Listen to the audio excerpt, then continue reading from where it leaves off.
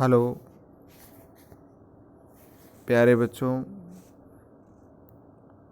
मैं doctor Bharatlal Meena, LBS government college Kotputli, सह आचार्य राजनीति विज्ञान। बच्चों, मैं आज आपके समक्ष BA पाठ द्वितीय के द्वितीय प्रश्न पत्र भारतीय राज्य व्यवस्था के अंतर्गत संघीय व्यवस्था, भारतीय संघीय व्यवस्था की प्रकृति के बारे में चर्चा करना चाह रहा हूँ। उसके अंतर्गत भारतीय संविधान के बहिरंग यानी व्यवहारिक स्वरूप में उपस्थित एकात्मक तत्व क्या क्या?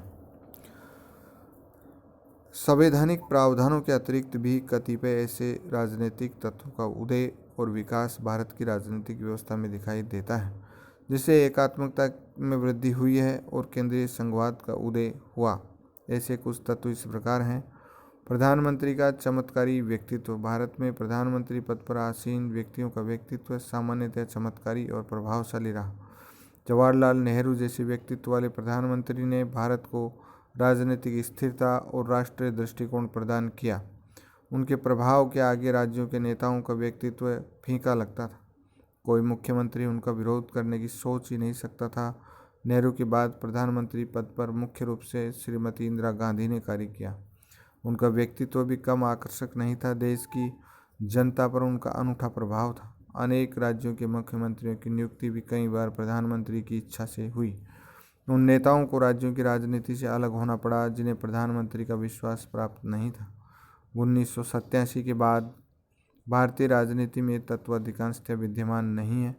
अपवाद स्वरूप पूर्व प्रधानमंत्री अटल बिहारी वाजपेयी कार्यकाल 1999 से 2003 ईस्वी के व्यक्तित्व में इस तत्व के कुछ अंश अवश्य ही देखे गए। दूसरा, योजना आयोग। सन 1950 में योजना आयोग का गठन किया गया। योजना आयोग को देश के सर्वांगीण विकास के संदर्भ में महत्वपूर्ण कार्य सौंपे गए। योजना आयोग के महत्व के संदर्भ में ही प्रधानमंत्री आयोग का अध्यक्ष होता है तथा इसके कार्यों को अधिक प्रभावी बनाने के लिए केंद्रीय मंत्रिमंडल के कुछ वरिष्ठ मंत्री भी आयोग के संबंध होते हैं। योजना आयोग ने अपने कार्यों का विस्तार किया है। वस्तुतः वह रक्षा को छोड़कर प्रशासन के सभी क्षेत्रों में भावी विकास का प्रमुख निर्णायक बन गया है। 15 मार्च 1950 के प्रस्ताव में यह पूर्णतः स्पष्ट कर दिया गया था कि आयोग मूलतः एक परामर्शदात्री संस्था हो। इसका कार्य आर्थिक नियोजन के मामलों पर शासन को अपनी सिफारिश प्रस्तुत करना है, किंतु व्यवहार में आयोग ने संविधान और शासन दोनों को ही विशेष रूप से प्रभावित किया है। अशोक चंदा ने आयोग के महत्व के कारण उसे देश का आर्थिक मंत्रिमंडल कहा है। राज्य सरकारें तो वित्तीय सहायता और आर्थिक परामर्श के लिए आयोग पर अधिकांशतः निर्भर है। के संथानम ने लिखा है कि समूची नियोजन व्यवस्था ने नीति और वित्त संबंधी सभी मामलों में राज्यों की स्वायत्ता को एक छाया का रूप प्रदान कर दिया है। ग्रेनविल आइंस्टीन लिखते हैं कि भारतीय संघवाद के अंतर्गत नियोजन का केंद्रीय प्रभाव रहा है। तीसरा, राष्ट्रीय विकास परिषद। योजना आयोग की भांति ही राष्ट्रीय विकास परिषद भी देश की आर्थिक नीतियों के निर्धारण में अत्यंत प्रभावशाली निकाय।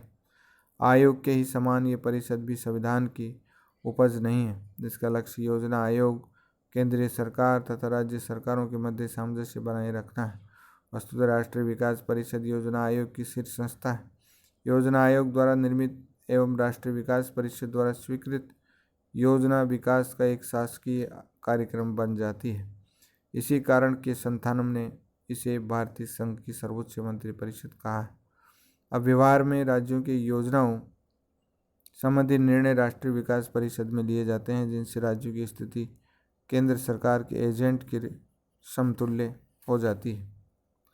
मुख्यमंत्री, चौथा पॉइंट है मुख्यमंत्री पर भ्रष्ट आचरण के आरोप और केंद्रीय एजेंसियों की भूमिका। कुछ अन्य भी केंद्रवादी तत्व विद्यमान है। आज स्थिति यह है कि अधिकांश मुख्यमंत्रियों और मंत्रियों पर भ्रष्टाचार के आरोप हैं, जिनकी जांच केंद्रीय जांच ब्यूरो CBI जैसी एजेंसियों के द्वारा की जाती है। इन जांच एजेंसियों पर केंद्र सरकार का प्रत्यक्ष परोक्ष नियंत्रण तो है ही, इसके अतिरिक्त समय समय पर ऐसी अनेक स्थितियां जन्म लेती है जिनके आधार पर केंद्र सरकार राज्य सरकारों को न केवल प्रभावित वरन नियंत्रित भी कर सकती है। इस प्रसंग में केंद्र सरकार और प्रधानमंत्री पदधारी को प्राप्त कृपा की शक्तियों की बहुत महत्वपूर्ण भूमिका होती है। इन सब के अतिरिक्त भारतीय राजनीति में बहुत लंबे समय तक एक दलीय प्रभुत्व की स्थिति रही है। इस एक दलीय प्रभुत्व ने केंद्र सरकार की शक्तियों में भारी वृद्धि कर एक प्रमुख एकात्मक तत्वों का कार्य किया है, लेकिन 1989 से लेकर आज तक भारत में एक दलीय प्रभुत्व की स्थिति नहीं है। संविधान के बहिरंग में उपस्थित एकात्मक तत्वों की प्रभावशीलता व्यवहारिक राजनीतिक परिस्थितियों पर निर्भर करती है। इस प्रकार यद्यपि भारतीय संविधान और व्यवस्था में संघीय शासन के सभी लक्षण मिलते हैं, लेकिन कुछ बातों के संबंध में यह संघीय सिद्धांतों से भिन्न है। इसमें एकात्मक शासन व्यवस्था के कुछ लक्षण हैं। इसी कारण कुछ विचारकों ने मत व्यक्त किया है कि भारतीय संविधान संघात्मक दिखता अवश्य है, लेकिन इसकी भावना एकात्मक है। प्रोफेसर हियर का मत है कि भारतीय संविधान एक ऐसे एकात्मक राज्य की स्थापना करता है जिसमें गौण रूप से कुछ संघीय तत्व हैं, न कि ऐसे संघ राज्य की स्थापना करता है जिसमें गौण रूप से कुछ एकात्मक तत्व हों। डॉक्टर कृष्णा पी मुखर्जी का मत है कि भारतीय संविधान असंघीय अथवा एकात्मक है। दुर्गादास बसु का मत है कि भारतीय संविधान न तो नितांत संघात्मक है और न एकात्मक, वरन ये दोनों का मिश्रण है। ये एक अनुपम प्रकार की मिश्रित शासन प्रणाली है। इतना तो संविधान प्रारूप निर्माण समिति के अध्यक्ष डॉक्टर अंबेडकर भी स्वीकार करते हैं कि संविधान को संघवाद के कठोर ढांचे में नहीं ढाला गया है। उपयुक्त आलोचकों के नितांत विपरीत भारतीय संविधान के कुछ ऐसे आलोचक हैं जिनका विचार है कि भारतीय संविधान संघ को पर्याप्त शक्तिशाली नहीं बनाया गया है। इस संबंध में लोक प्रशासन के सुप्रसिद्ध अमेरिकन विशेषज्ञ D.H. पाल एप्पल बी का मत है कि कोई भी अन्य महान राष्ट्रीय सरकार राष्ट्रीय कार्यक्रमों को पूरा करने के लिए राज्य सरकारों पर उतना निर्भर नहीं करती जितने कि भारत की केंद्रीय सरकार भारत में संघ विकास योजनाओं की पूर्ति के संबंध में राज्य पर बहुत अधिक निर्भर है। उपयुक्त दोनों प्रकार की आलोचनाओं में केवल आंशिक सत्य है। यद्यपि भारतीय संविधान में संघात्मक शासन के सिद्धांतों को पूर्ण रूप से पालन नहीं किया गया है।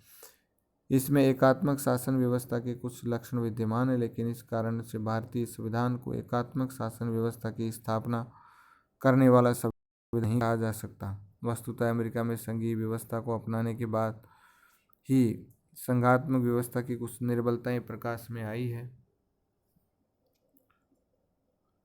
और अनुभव से लाभ उठाते हुए भारतीय संविधान में कुछ एकात्मक लक्षणों का समावेश करते हुए निर्बलताओं को ही दूर करने का प्रयास किया गया है। भारतीय संविधान के अनुभव से भी संविधान निर्माताओं को ऐसा करने के लिए प्रेरित किया गया है।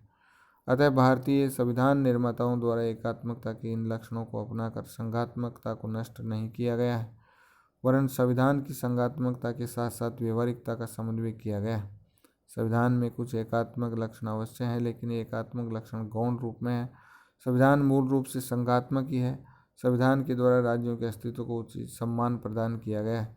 राज्यों को अपना कार्यक्षेत्र जिसमें वे साधारणतया स्वतंत्र और सर्वोच्च हैं। इसी कारण डॉक्टर अंबेडकर ने संविधान निर्मात्री सभा में कहा था कि इस आधार पर बड़ा गंभीर दोषारोपण किया गया है कि केंद्रीकरण की मात्रा बहुत अधिक हो गई है और राज्यों की स्थिति नगरपालिकाओं के समान कर दी गई है। स्पष्ट है कि ये विचारधारा न केवल एक अतिशयोक्ति है, किंतु संविधान के लक्ष्य के प्रतिकूल एक भ्रामक धारणा है।